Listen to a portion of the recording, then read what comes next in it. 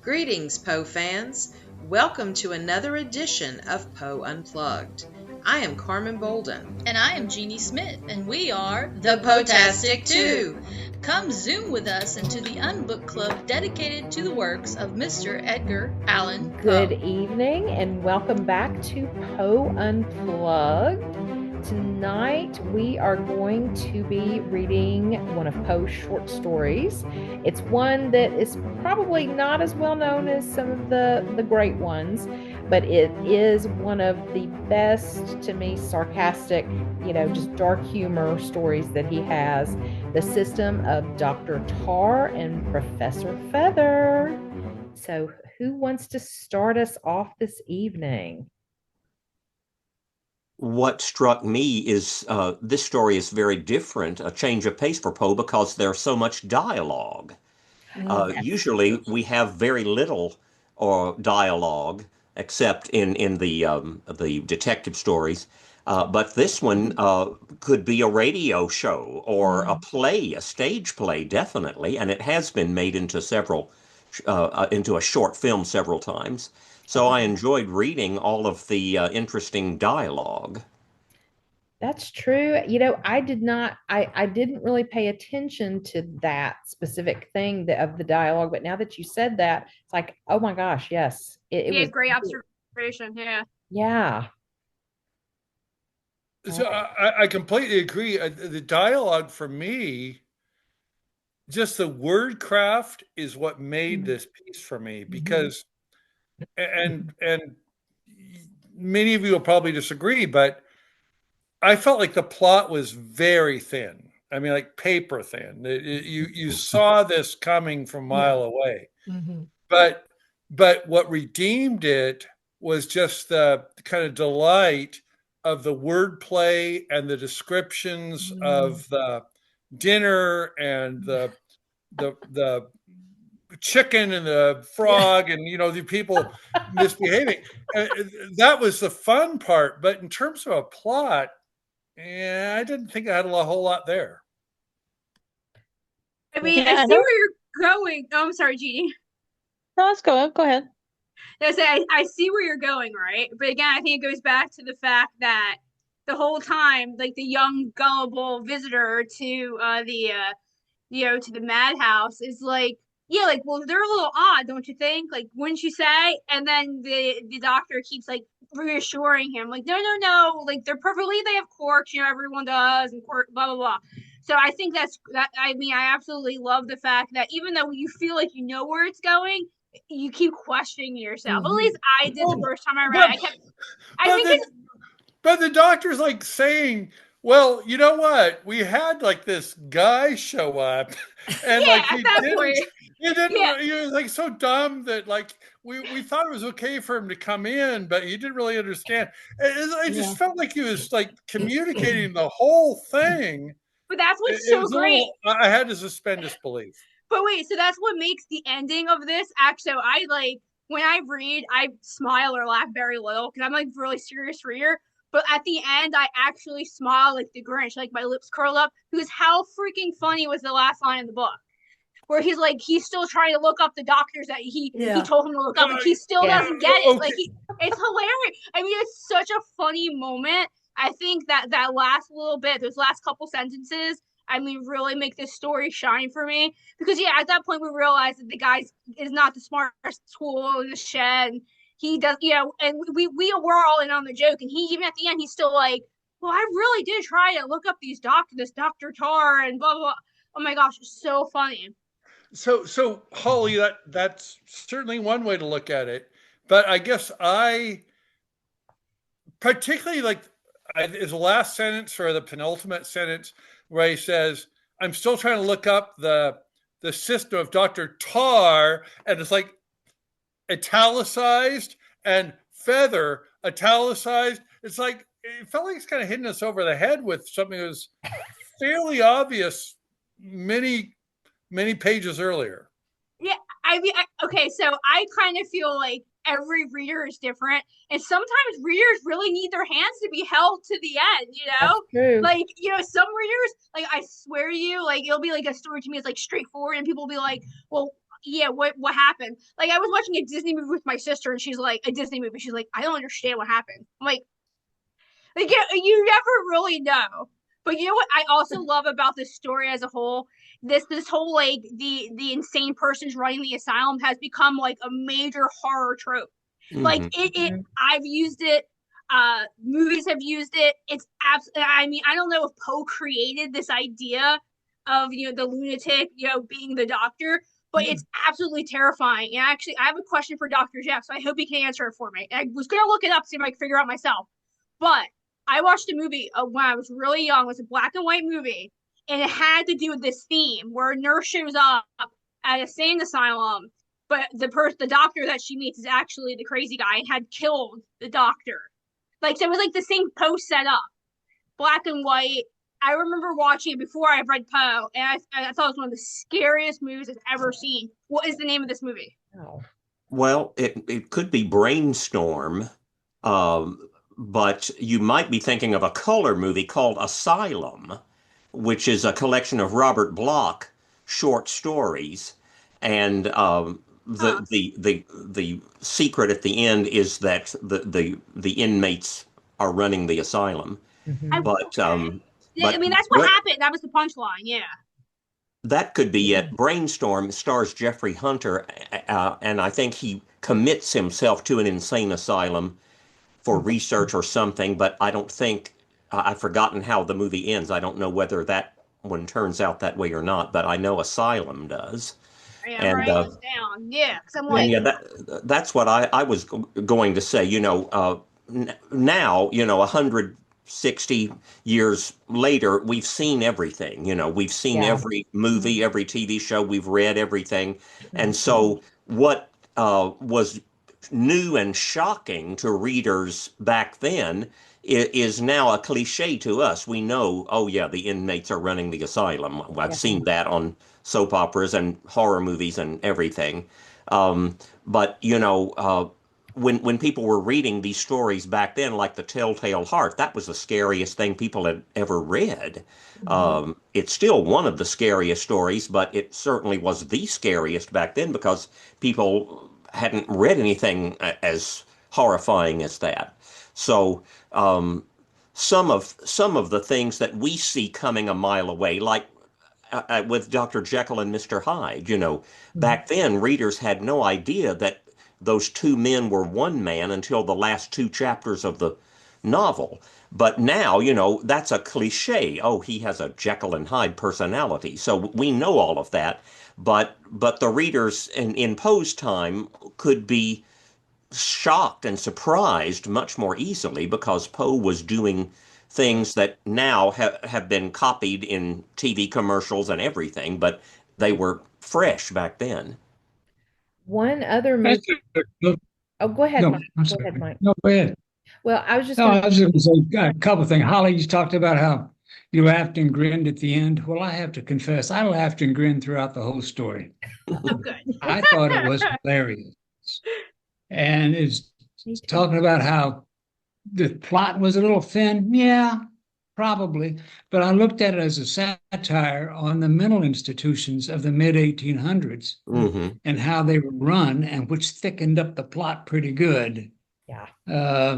And so anyway, I hadn't read this story until today, to be quite honest. I don't know why I hadn't. Yeah. I just never did read it. And Holly called today and was talking and reminded me of tonight. I said, well, I'm going to read that. And I just thoroughly enjoyed it. I enjoyed it so much, I read it twice, back to back. I got done, and I read it again Oh, that's awesome. because some of this stuff was so funny. Mhm. I know it wasn't meant to be. It was meant to be kind of, satirical again. But if you go back to the time where, like, in our American history, where like the great nurse Dorothea Dix was trying to, get into mental institutions and to try to straighten things out.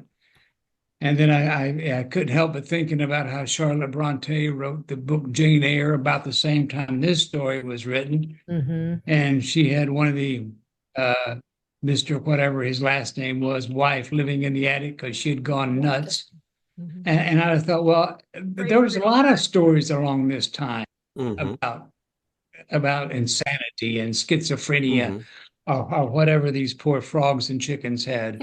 I don't know, but I thoroughly enjoyed the book. I And agree. I I really agree. did. I'm The not the first time book, I but read it, the first time I 12, read it, 15 pages. yeah, the first time I read it, I was the same way. I was like, I absolutely love it.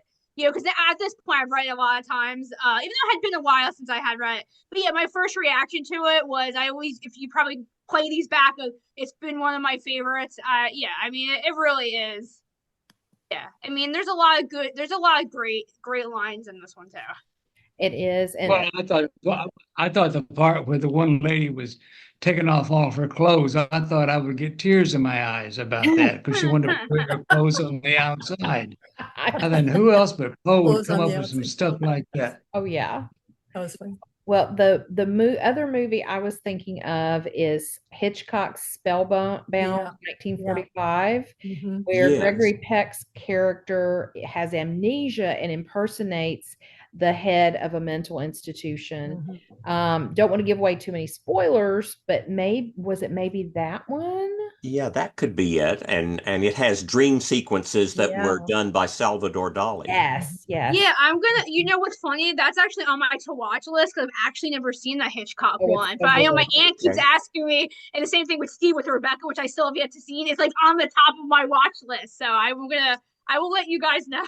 Oh, You yeah. know, Holly, there's another movie that came to my mind too. I was thinking of Spellbound too, but Okay. there's another one. It was, I think, made in the 50s. It starred Katharine Hepburn, Elizabeth Taylor, and Montgomery Clift. Is it Suddenly Last Summer? Suddenly Last Summer. It's one of my favorite movies. And Mhm. Elizabeth Taylor gets put into this asylum, which is where she meets Montgomery Clift, who's a psychologist or psychiatrist there. And there's this one scene where she tries to run and she walks into this one doorway, and there's a bridge across this big open pit where all these lunatics are congregated down below, and they reach up, they're trying to grab her ankles as she's trying to make her way to the other side of this bridge.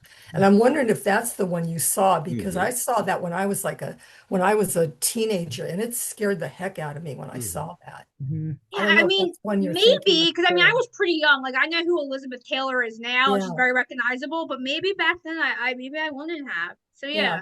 That's And a great movie. there's a similar scene like that in the great movie The Snake Pit with Yeah. Olivia de Havilland. Yeah. She There's goes another to a one. mental institution. Yeah. So, I as long remember as that we're one. talking about movies, there's actually an explicit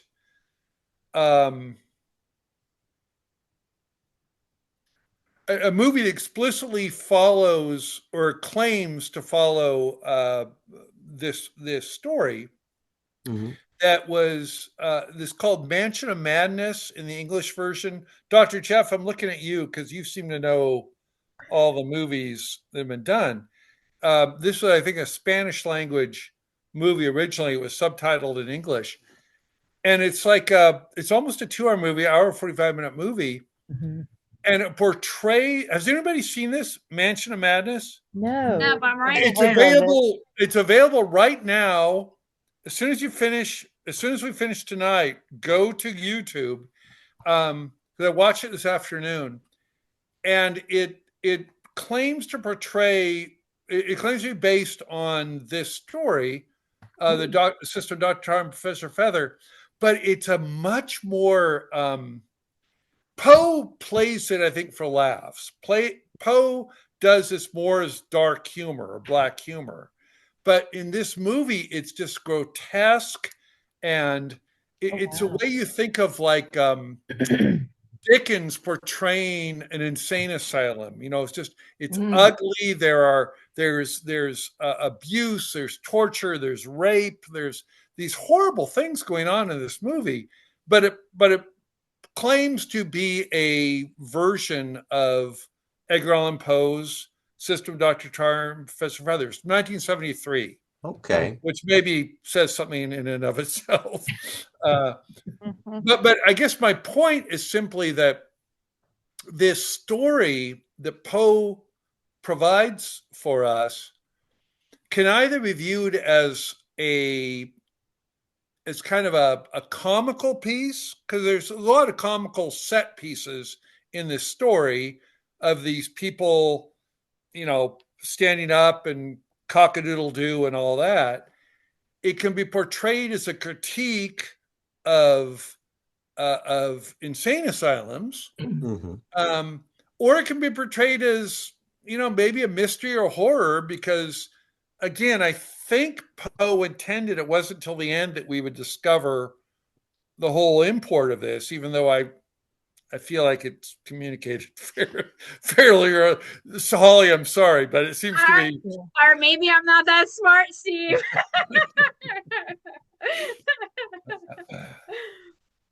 Well, yeah, it is a commentary on how to and how not to treat mentally ill. And about 50 years later, The Yellow Wallpaper by Charlotte Perkins Gilman is a wonderful story that is certainly a commentary on women's health issues, but done in a completely serious, dramatic way, horrifying way. It's been made into radio plays and short films that usually emphasize the horror aspect, but that's just one part of that great story. There's a lot more to it than that. But it's completely serious, whereas this is a little bit more whimsical. I was just reading here. I just Googled some things about this, and it says this is from Wikipedia about this story, and it says that at the time this story was written in 1845, the care of the insane was a significant political issue in the United States. People were calling for asylum reform because the mentally ill were being treated as prisoners, while increased acquittals due to the insanity defense were criticized for allowing criminals to avoid punishment. The story has been interpreted as a satirical political commentary on American democracy, a parody of the work of Charles Dickens and Nathaniel Parker Willis, and is also understood as a critique of 19th century medical practices. Interesting. Yeah, that is. Yeah. I didn't realize that they were thinking about that far back there. I mean, really seriously. I mean, I knew Dickens talked about it, but I didn't realize it was such a big issue that was really And I wouldn't have thought it was like top of mind for Poe, but maybe that was an inspiration for the story. Could be. Well, when Poe first wrote this story, when it was published, the Reformation was going on in America at this point, because like Steve said, with Dorothea Dix and all the other ones, they were trying to do the reforms not only with just the insane asylums or the sanatoriums, but also with the jails, the schools. They were going in and they were trying to make it better, because in the jail system, they had no separation.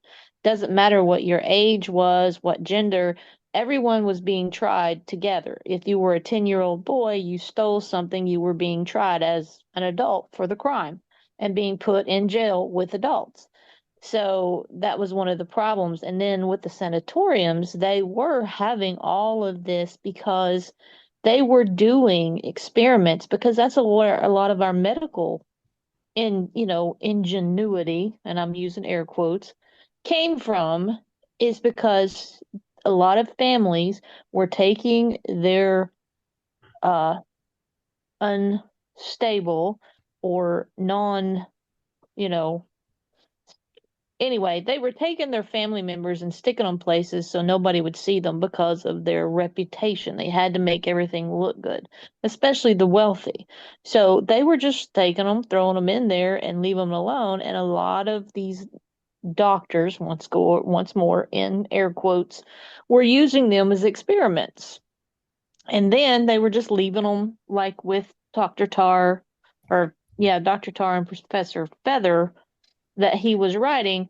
These doctors that weren't really doctors were just letting the inmates run the asylum, and they were being so cruel. I mean, there was a lot of murders going on. I mean, West Virginia. Is it West Virginia or Pennsylvania? Which one of them has I think it's Pennsylvania, has the sanatorium that was, or the insane asylum that was open until the early 1900s, where Yeah, it's they would, Pennsylvania. yeah, Pennsylvania, where that's where they were doing lobotomies and everything, and they were doing all these experiments. So that's why part of the story, I I can see that Poe was doing the satirical part. He was putting a dark humor on something that was truly horrific that was going on in that age, that he was trying to make. I hate to say it, but he was jumping on the bandwagon with the Reformation times because he was trying to get it out there. I mean, it's just kind of thing it is. And there was nothing wrong with that, but he made it so. And another thing is, this is like when I explained to my kids in the classroom when we were talking about with the Sons of Liberty and how they would take the tax collectors and they'd tar and feather them. And I was like, not a lot of people understand that, you're giving these people a good chance that they're going to die, because tar is not just some kind of warm thing that you just spread across it's a nice, sunscreen or something. It's almost at the peak of asphalt. Yeah. When it's poured on. And then when you're feathering, guess where? They're getting these feathers that are coming off of animals, and those feathers are filled with like mites and ticks and dirt, and you're adding that into pretty much open wounds for tar. It's like, yeah, it is just so horrible. So it is a satirical look on something that was atrocious at that time period. And I enjoy that Poe was bringing laughter to something that was not funny. Yeah. He was trying to make it known, but at the same time, make it look like the people that were in there were living the best life. They were not being used, they were not being abused, they were actually enjoying what they were doing. If you wanted to cock like a, rooster in the corner, yay! If you wanted to throw your clothes off, or if you wanted to croak like a frog, whatever. They were just having the best time and just enjoying themselves. And I think that was one of the things that I liked the most about the story. He was showing how one part of society was calling them lunatics and seeing them as diseased and not good to sit in front of good company or that kind of thing. But on the other side of it is like, they're living their best lives. They're having they're not thinking about anything being kosher or being respectful or anything like that. So, because while I was reading it, all I could think in my head, I started singing Old MacDonald had a farm, you know, so The funny that's what I farm. was thinking. Oh my goodness. I mean, we got a chicken, we got a frog, we got a donkey, we got, Teapot. we'll have a good old time. Yeah, Well, exactly. I was going to say one thing to add to what you're saying with Old MacDonald, Jeannie. This is like the second or third time I've read this. The first time I read it was listened to it with Jeff, and we were traveling from somewhere and listening to several different Poe stories.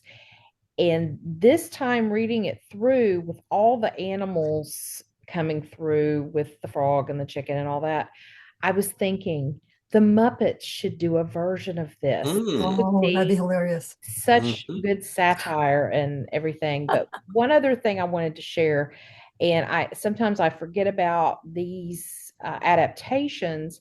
Poe Theater on the Air, the National Edgar Allan Poe Theater up in Baltimore, have recorded several different adaptations of Poe's stories, and it's done from the perspective of all of these characters that Poe has created are in an asylum, and there's this unreliable narrator who is visiting the asylum, And I forget the doctor's name, but the doctor is showing the narrator through the asylum with all these different people, and they'll stop, and this, like, the narrator in the Telltale Heart, he'll tell his story. And so I looked it up just a second ago, and they did a version of this, and it is on their website, and it's also on Spotify. But what they actually adapted it from was apparently in 1903, and I'm reading this, the theater, and I may butcher this, so sorry, the Theater du Grand Guignol in Paris produced a gruesome black comedy adaptation of this famous and noteworthy Poe story, which the author titled The System of Dr. Tarr and Professor Fether. And so in France, it was known as The System of Dr. Goudron and Professor Plume. And so they translated the play from the original French and did their version from that. So I thought that was really fascinating.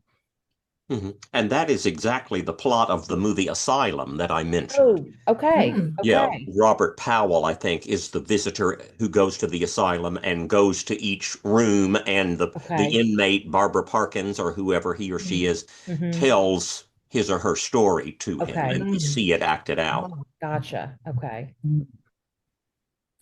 But I think this is like I think it's like probably one of the most important questions of the whole story, and that is, was Poe making a political commentary on insane asylums, or was he just playing this for laughs? Because I could see it both ways. You know, that it's presented in a way that's just kind of a set piece, and you know, you see these people, you see these people acting this way that's really absurd, and it's. I found it again. The wordplay was funny. It was, if he weren't a chicken, it's a shame that he wasn't, because he'd be such a perfect chicken. Exactly.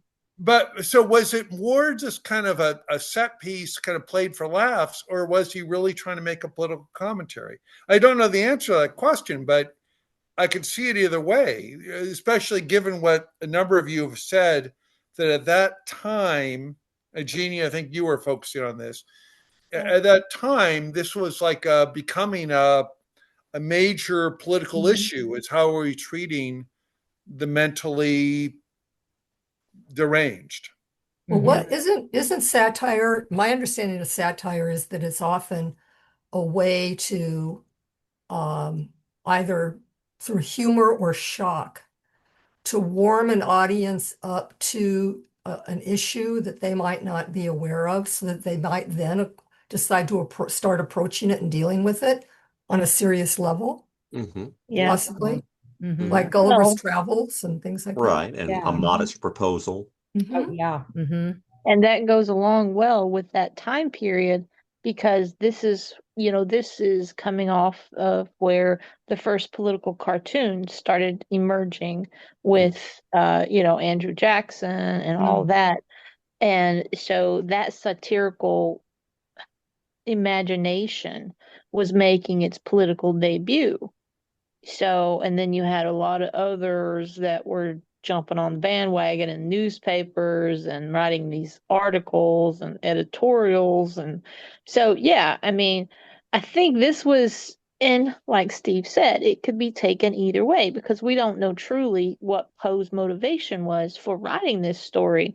But I can see it both ways. One, he was just writing a very humorous, satirical avenue for a time where these type of people were shunned by society, but they were having their best life.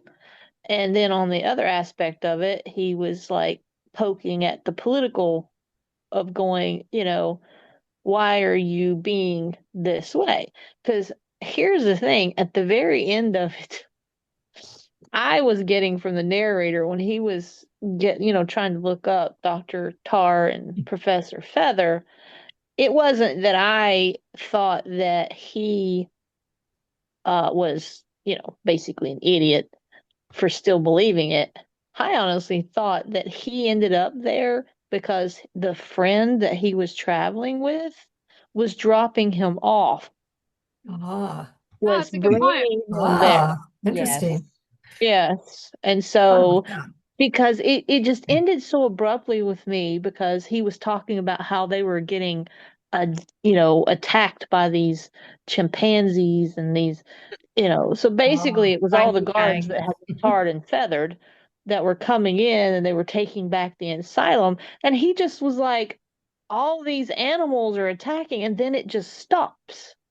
Mm-hmm. And then he just talks about how he was looking for Mm-hmm. the Ah. system of Dr. Tarr and Professor Fether, and I'm going, uh-huh.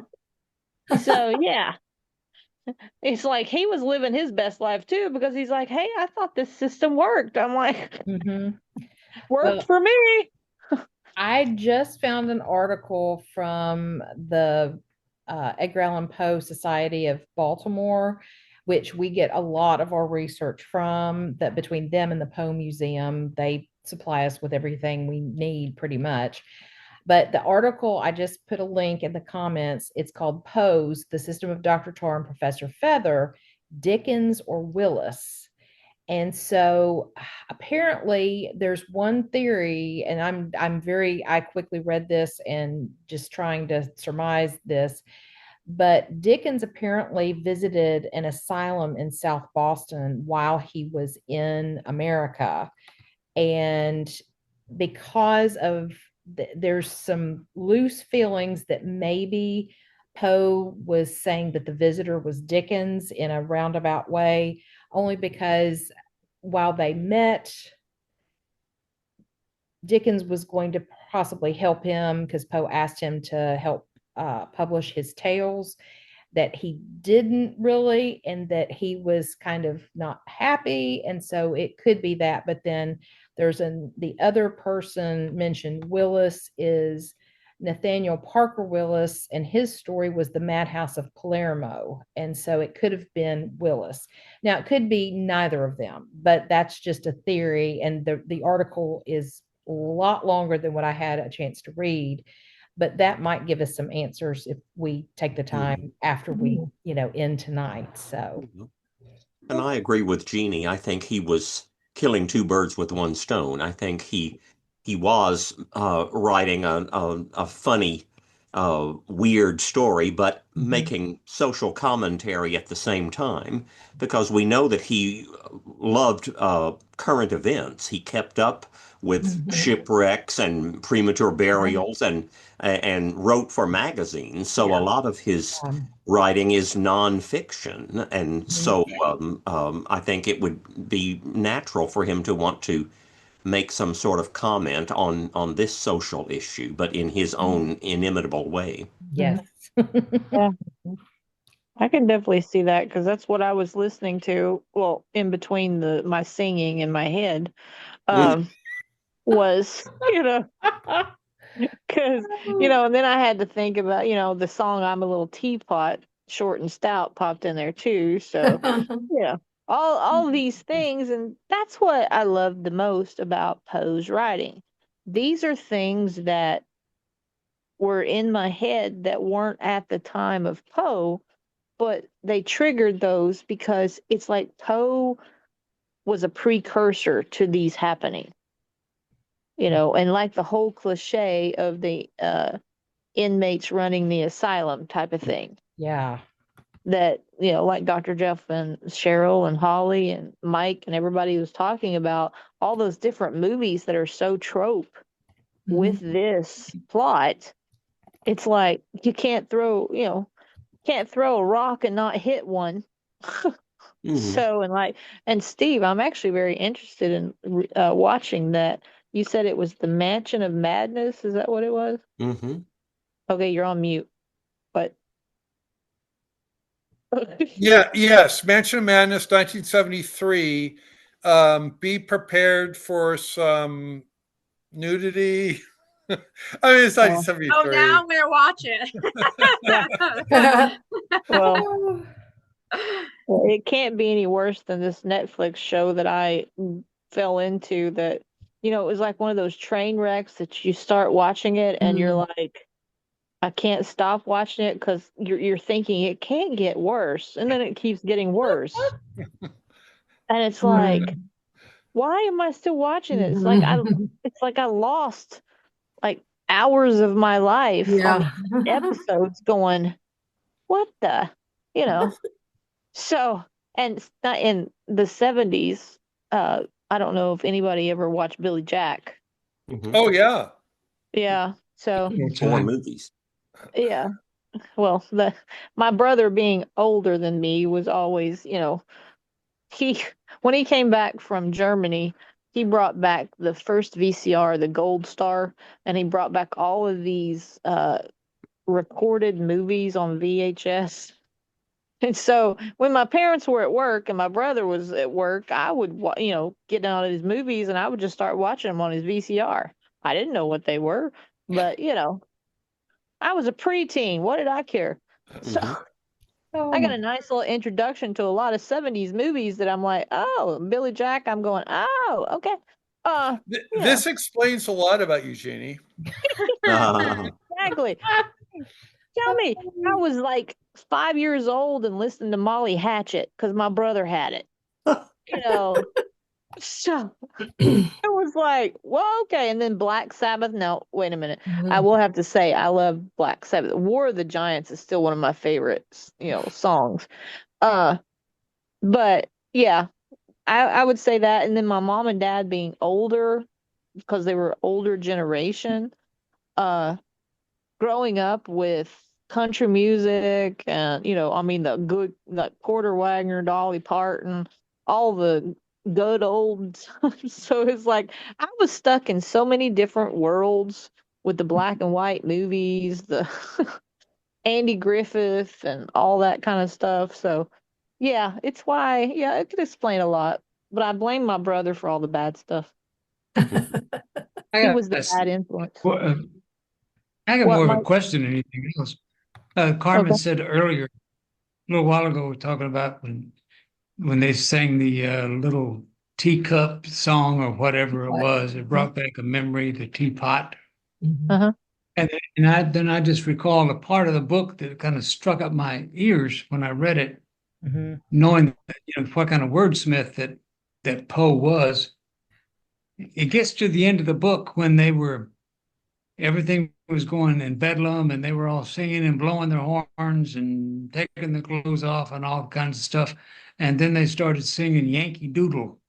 Yes. And I got to thinking, why did he pick that song, Yankee Doodle? Is it because of his Southern heritage? Or is it he just thought it fit in with the story? And it's almost kind of like he's throwing a little politics in there on the top of it. And that's probably completely off base. But I think Yankee Doodle in this story. No, it actually works nuts. out perfectly, Mike, because if you think about it, with the whole tar and feathering during the American Revolution with the Sons of Liberty, Yankee Doodle was the theme of, stick a feather in his hat and call him Yankee Doodle. So yes, he was very political. I think with the title of this and because I'm like you, when I saw Yankee Doodle, I'm going, really? Are we really reverting back to the feather in the hat and calling them Yankee Doodle? But I'm like, well, they are enjoying themselves, so That's it. Since you were talking about movies, I had one recollection. It's sort of related to this. You all remember back at the story of the 1949 when the kid thought he was seeing spirits and demons and they made a movie called The Exorcist. Oh yeah. Yeah, that was based on a boy who was possessed. Yeah, and they actually put him at the Alexan Brothers Hospital, which was my mother used to work there. They actually put that boy at the Alexan Brothers Hospital, which started out to be a Catholic hospital for men, but then it sort of evolved into the Alexan Brothers Insane Asylum. And so they actually put him up there on the top floor, which I thought was very interesting. And that, because there's always talking about getting, bringing all this stuff to your attention, bring it out in the open, let's talk about it, and yada, yada, yada. that hospital didn't close down until 1982. Oh, So this was like 150 years after all this stuff started being talked about, that this hospital was still going on. And I thought that was just worthless information, but I thought it was interesting. Or Yeah. were they using the And I went soothing to an method? insane asylum once. I don't know, but I went to an insane asylum once. I was not a patient. Probably should have been. I went with my brother-in-law, whose father was an administrator of the St. Louis State Asylum for the oh, Oh. mentally ill here in St. Louis. Okay. And I went with him, and I remember going into that hospital and being scared to death yeah. because of the way I see the abuse. But what I heard was screaming and cussing and throwing clothes and banging on the walls. And I was told by my brother-in-law, no matter what you see, just keep on walking. And I think how sad that is, that I am so glad that times have changed to where I don't feel like people are treated like that anymore. And that's really all I got to say about that. Well, and one of the things that I want to So say Poe, is about how you said guys it would say, wasn't shut down till if Poe had a part 1982. of that, Yeah, Poe would be a part of that. 1982. But the thing about Yeah. it is unfortunately, there are still places that are still operating in some avenues around the world and especially in the United States. And because, and I'm speaking from personal experience from where I grew up, when you are far enough off the main grid from mainstream America, they don't really pay attention to what you do unless it becomes a political issue. So, and I'm not saying that it is that abhorrent. I'm just saying that things are still happening that many people think aren't in the world and in the United States, but it's like, well, you can't it's like as a teacher, you can't save them all. You can't monitor every single person or every single thing. You just hope that there is one person and it could have been Poe during this time, that is paying attention enough to where he's trying to bring enough focus to say, hey, we need to make a change. Something needs to be done. So it's sad to say, but it is true. And it's like, oh, it's just awful. Some of the things like slavery, when I had to teach an American history about slavery, and I'm like, guys, you don't understand. Slavery is still alive and well in the world. You know, it still is. You just don't hear much about it, and mostly it's just called human trafficking now. Right. Well, now another big change that I'm grateful for personally, for those of us in here that have been teachers, particularly teachers in elementary schools.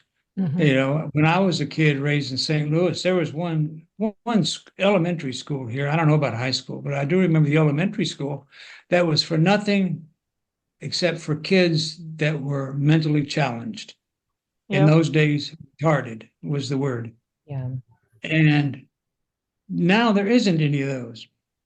The kids are included as much as possible into a regular school, which I think is so neat, because when I was a principal down in Texas, we had one whole unit that was just kids who were mentally challenged. Yeah. It was so neat because they participated right along with everybody else. And so I think changes are coming.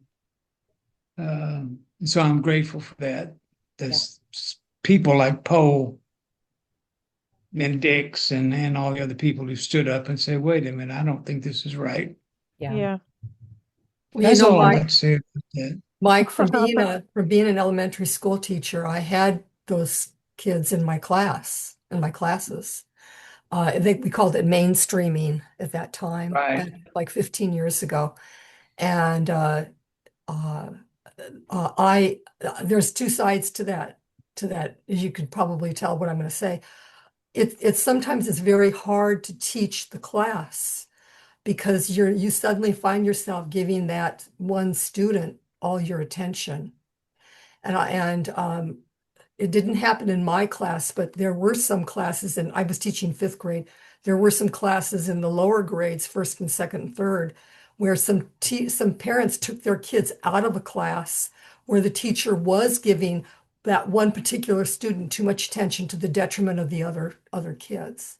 So the parents would pull their kids out who didn't have those issues because they wanted their kids to be able to have, equal time. But it's difficult for teachers to know how to juggle that. Yeah. You want to help that child, but you also don't want to neglect the rest of the class. If you do it right, you get the other kids to jump in and help and become friends with that kid. And I was fortunate enough to have a class where the kids already had that built in because they had been with this one particular boy since kindergarten. And here they are 5 years later in my class with him. And they basically took him in hand in a positive way and helped him. So that's a good example of the kids learning, as you're saying. I ultimately still think it's a really good thing because the other kids can learn and become empathetic to that, or at least sympathetic to that, and be positive role models for that child. So sorry for that. Well, we also had it though, but during their IEP or their meetings, that we would not put a child into a mainstream classroom unless he or she could be accompanied by a teacher's aide. Yeah. Who does the trade, and that was built into the budget to do that. But the fact is, I still am happy that they were allowed, even if it was only 5 minutes a day that the kid got. They knew that they were not. They weren't forgotten. They weren't pushed aside. They weren't forgotten. They didn't fall through the cracks. Yeah, it was ultimately a really good thing that they did. Yeah. Absolutely. I agree with that. Absolutely. Any other thoughts about Dr. Tarr and Professor Fether? Anything? Something I noticed was that, and this has happened in other Poe stories, the assignation, I think, is one of them too, where there are two scenes and they're not equally divided. We start at the beginning of the story, we're in, say, outside. And then suddenly the scene shifts to the inside. So there's like one little segment, we're outside. And then all of a sudden we're inside where all of this other action is taking place. I noticed that with this story as well, that briefly we're outdoors and suddenly we're inside and all of these things are going on. There's such a dichotomy between the world outside versus the world inside. In some of Poe's stories. Yeah, it's almost like you've got that general, and then he's really focusing in. And then all of a sudden we're focused in on something really intense going on indoors, so to speak. Yeah, absolutely. That's a good point, Cheryl. Sometimes Poe was cinematic long before there was cinema. Yeah, that's a good way to think of it. I hadn't thought of that word. Yeah, I can't remember if it was Mark DeWidziak or Chris Sempner said that it was like Poe really kind of created the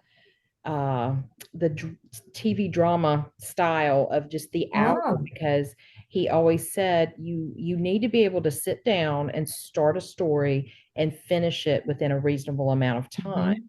And so when you think about like a sitcom is 30 minutes, a drama or some story like that is an hour for TV.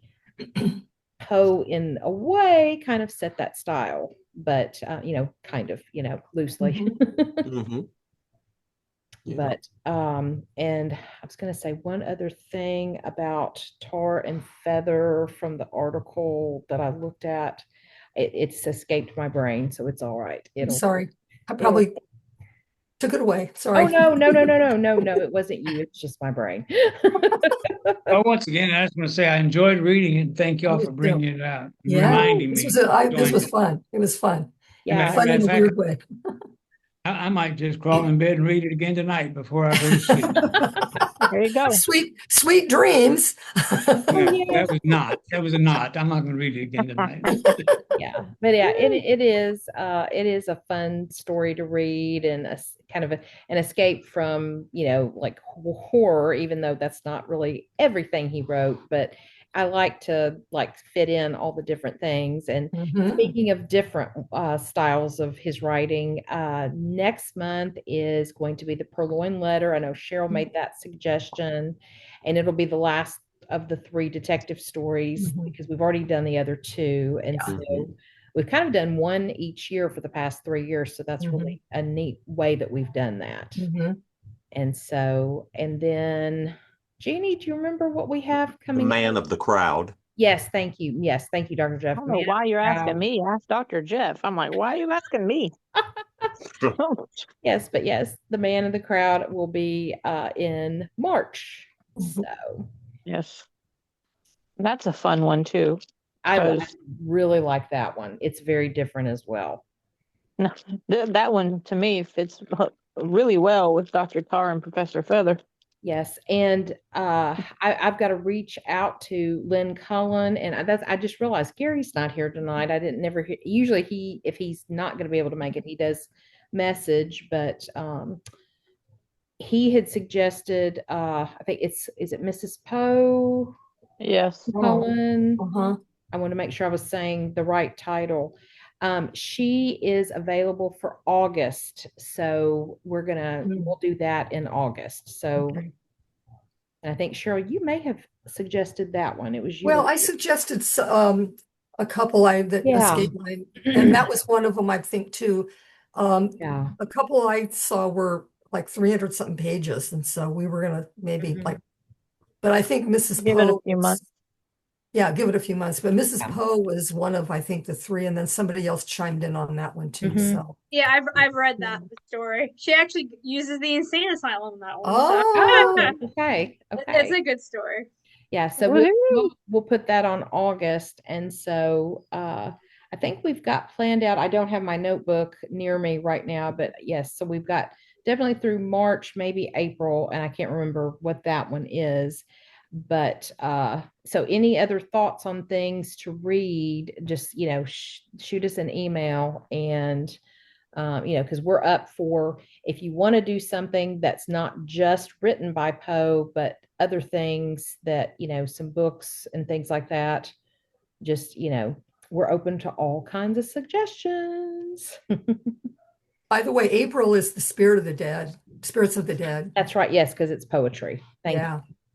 It'd be fun to get, his name always escapes me. He's Irish. He's the one who did Wayne. Yes. Wayne. Yes. Yeah. I loved his, that one he did, the video he did, panning over that cemetery. Wayne is amazing. He's so good. He has his original stuff is just as good as Poe, in my opinion. He's awesome. It is. That's the creepiest video of that type I think I've ever seen. It was just so well done. It's hauntingly beautiful. Hauntingly beautiful. Yes, exactly. We'll see if we could maybe get Mr. Wayne to come here and recite that. That would be great. Yes.